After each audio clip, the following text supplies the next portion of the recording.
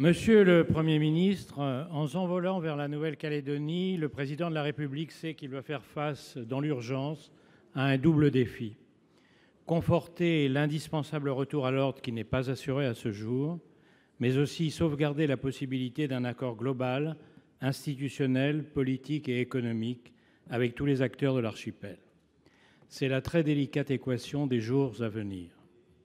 Je voudrais tout d'abord vous demander, monsieur le Premier ministre, si vous pouvez faire le point devant le Sénat sur les conditions de sécurité dont nous parviennent, selon les interlocuteurs auxquels on s'adresse, à Paris ou à Nouméa, des informations contradictoires, et sur les problèmes préoccupants de santé, d'approvisionnement, de liaisons aériennes, entre autres.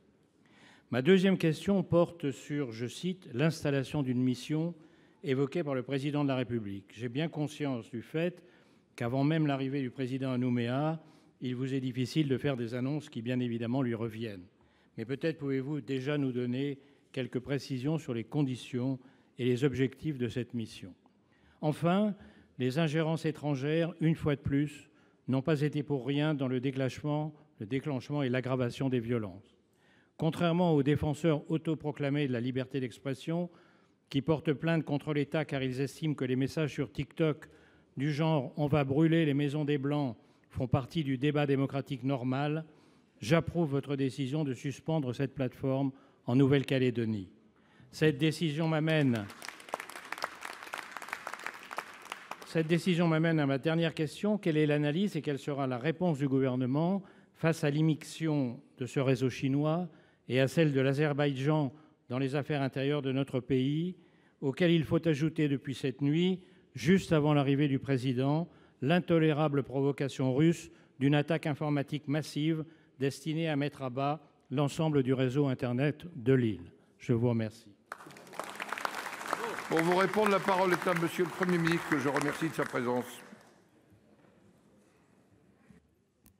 Merci, Monsieur le Président, Mesdames et Messieurs les sénatrices et sénateurs, Monsieur le Président Maluret. Les violences qui secouent la Nouvelle-Calédonie depuis plus d'une semaine désormais sont d'une très grande gravité. Et si la situation s'améliore peu à peu, elle reste tendue et fragile. En quelques jours, des quartiers entiers ont été ravagés, des bâtiments détruits, des magasins pillés. En quelques jours, des dizaines de personnes ont été blessées. 2 gendarmes qui accomplissaient leur mission ont perdu la vie. 2 gendarmes qui portaient l'uniforme de la République. 2 gendarmes qui étaient engagés pour une mission claire, la plus noble de toutes, faire respecter les lois de la République. Évidemment, je veux leur rendre hommage à leur courage, à leur bravoure et dire toute la solidarité de la nation à leurs proches. 4 personnes ont perdu la vie à l'occasion des émeutes. Évidemment, je veux avoir un mot aussi pour leurs familles. Je ne me résoudrai jamais à ce que des jeunes perdent la vie dans une spirale de violence comme ce que nous avons connu.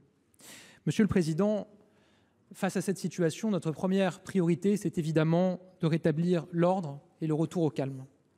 Nous avons immédiatement réagi. Le Président de la République a présidé 3 conseils de défense et de sécurité nationale. À sa demande, l'état d'urgence a été déclaré, un couvre-feu a été instauré, les rassemblements ont été interdits et vous l'avez rappelé, nous avons suspendu l'accès à un réseau social en Nouvelle-Calédonie. J'ai présidé 5 cellules interministérielles de crise pour suivre la situation au plus près et prendre les décisions qui s'imposent. Un pont aérien a notamment été mis en place qui a permis de déployer sur place en quelques jours seulement 1 millier de forces de sécurité intérieure supplémentaires, ce qui porte, à l'heure à laquelle nous parlons, à 2700 personnes et forces de sécurité intérieure présentes sur place, et elles continuent à arriver.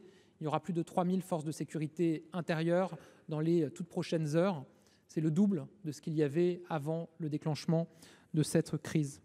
Avec le ministre de l'Intérieur et des Outre-mer, nous sommes pleinement mobilisés. Vous m'interrogez sur les conditions de sécurité actuellement sur place. Des opérations d'ampleur ont été menées, 90 barrages ont été dégagés, 306 émeutiers ont été interpellés. Et évidemment, nous sommes mobilisés pour que la réponse pénale soit ferme. C'est en ce sens que le garde des Sceaux a pris une circulaire pénale pour demander la plus grande fermeté. Des mandats de dépôt sont prononcés. Évidemment, nous souhaitons que des condamnations interviennent parce qu'on ne peut pas tolérer et accepter ce déchaînement de violence et ça ne peut pas rester impuni. Sur la situation sur place, elle reste évidemment encore difficile pour beaucoup d'habitants de la Nouvelle-Calédonie. Il faut continuer à agir pour lever les barrages restants, reprendre le contrôle de l'ensemble des quartiers de Nouméa et plus largement des villes de l'agglomération de Nouméa. Et puis il y a un enjeu évidemment extrêmement central pour les habitants de la Nouvelle-Calédonie, c'est la vie quotidienne, notamment l'approvisionnement en denrées alimentaires et l'accès aux soins. Sur ce sujet-là, beaucoup a été fait ces derniers jours pour garantir un circuit de distribution alimentaire. Pour être très clair, on a fait le point très régulièrement avec le haut-commissaire. La Nouvelle-Calédonie dispose évidemment des stocks, des denrées suffisantes, plusieurs semaines d'avance. Mais le réseau de distribution a été considérablement fragilisé, d'abord parce que des routes ont été bloquées, ensuite parce que des magasins ont été pillés et ont été détruits. Et donc le Haut-Commissariat, avec le soutien des forces de sécurité intérieure, a pris beaucoup de mesures pour garantir un circuit de distribution et d'approvisionnement qui se déploie progressivement. Évidemment, il y a ensuite l'enjeu de la reconstruction pour aller de l'avant. Le ministre de l'Économie et des Finances a reçu l'ensemble des forces économiques par visioconférence, évidemment, pour avancer. Ce matin même, il était avec les assureurs et les banquiers pour avancer. Nous restons sur le qui-vive, donc, et nous le resterons tant que le calme ne sera pas parfaitement rétabli, tant que la vie normale n'aura pas repris. Je le dis, ces émeutes sont une remise en cause directe de ce qui est le plus nécessaire à l'archipel, la capacité à vivre ensemble, la capacité pour toutes les communautés de Nouvelle-Calédonie d'écrire un destin commun, dans le respect des uns et des autres. Ce vivre ensemble, c'est ce qui a guidé les accords de Matignon, c'est ce qui a guidé les accords de Nouméa, c'est ce qui guide encore aujourd'hui notre action. Je veux saluer ici la responsabilité de l'ensemble des élus et l'ensemble des forces politiques de Nouvelle-Calédonie qui, ensemble, ont appelé au calme. Parce qu'il n'y a pas de dialogue possible quand il y a violence. Or, l'histoire de la Nouvelle-Calédonie nous l'a appris, des avancées immenses sont possibles dès lors que le dialogue se noue. C'est en ce sens que le président de la République se rend sur place, il y arrivera dans quelques heures, vous m'interrogez sur le sens de son déplacement. Le président de la République vient pour engager une discussion qui devra permettre à un accord politique global d'émerger. C'est le sens de son déplacement. Il s'y rend avec un groupe de contact. Il sera, le président de la République, au contact de l'ensemble des forces vives de la Nouvelle-Calédonie, politiques, économiques, de la jeunesse, de la société civile, coutumière.